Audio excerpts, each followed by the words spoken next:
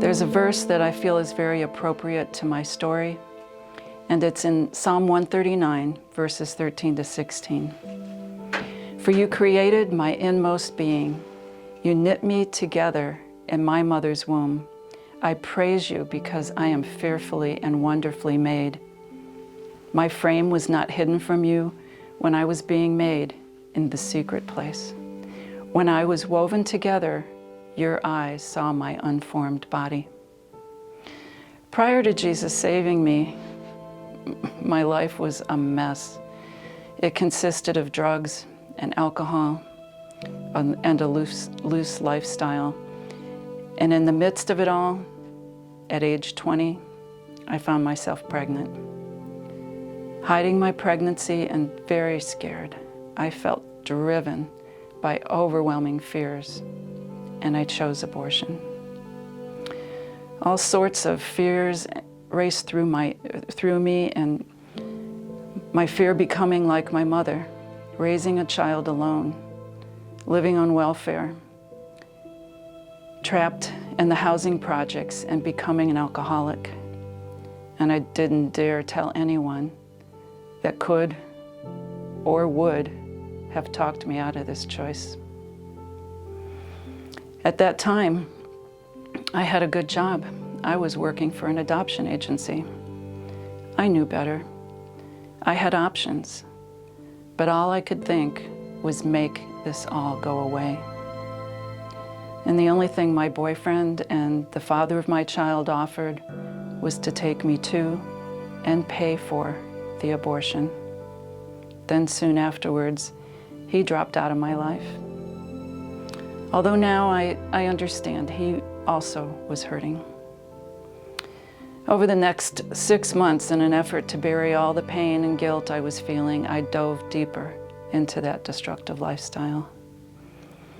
Then one night, all alone and feeling as though I had reached rock bottom, I prayed, God, give me a whole new set of friends into a whole different thing, because I'm sick of what I'm into. Wouldn't you know? He was listening. It would be a few weeks later that I would meet a group of Christians who showed me from the Bible the Jesus who loved me. But could he love me when I had taken my baby's life? They assured me that he could, would, and he did. It had been 6 months since my abortion, and on March 11th, 1973, as they prayed with me, I asked Jesus to come into my life, to forgive all my sins, and to save me. Immediately, he delivered me from that destructive lifestyle. He totally changed me, and he blessed me with a caring church family. Now, fast forwarding 16 years to 1989, I met Bob, the man who asked me to become his wife. Over the next 6 years, having moved several times, we found a church home in Lancaster, Ohio.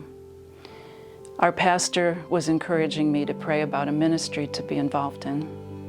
Then one day, as Bob and I were listening to Dr. James Dobson on the radio, he was speaking with such compassion about the child and the mother with regard to abortion. And something he said that day brought light to a dark place in me. It opened, so to speak, an old wound. He said there are 2 casualties in abortion, the child and the mother. Suddenly I began to cry. Bob said, "That's it. That's your ministry." I wasn't sure how, but thought maybe I could volunteer at our local pregnancy center. So I contacted them and told them my story, all the while thinking I can draw from my experience to offer help to other women. But to my surprise, found it was I who was about to go through a healing journey. For 22 years I had carried the guilt as well as anger toward myself for choosing abortion. I never felt I was allowed to grieve for my child, much less forgive myself. It was then in 1995 that my healing would begin, as well as my involvement in a ministry that I had been praying for, an abortion recovery ministry called HEART. The acronym stands for Healing the Effects of Abortion-Related Trauma. God worked through this 7-week workshop to begin a journey of healing in me. In this workshop of 6 women, we shared our story, and for some, for the very first time ever. We worked through thought-provoking exercises with lots of prayer. I worked through denial, walked through specific steps of forgiveness, experienced emotional healing and restoration, and then finally, I was given permission to grieve the loss of my child. The Lord even spoke to my heart, telling me my child was a boy, and I named him. I have learned that most women and men feel trapped and helpless when they choose abortion.